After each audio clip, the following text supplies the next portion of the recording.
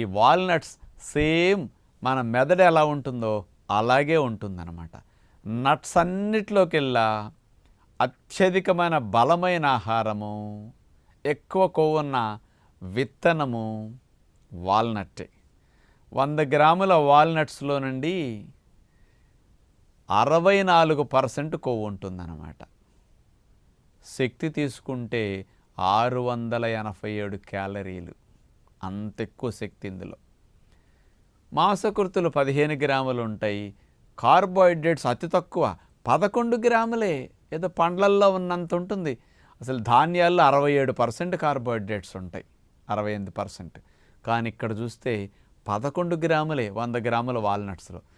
మనకి ఈ రోజుల్లో చాలామంది కార్బోహైడ్రేట్స్ తగ్గించి తినాలి, మంచి ప్రోటీన్ ఫ్యాట్ ఉన్నాయి బాగా తీసుకోవాలనుకుంటారు కదా. అలాంటి వాటిలో నెంబర్ 1 ఆహారం ఈ వాల్నట్స్ అన్నమాట.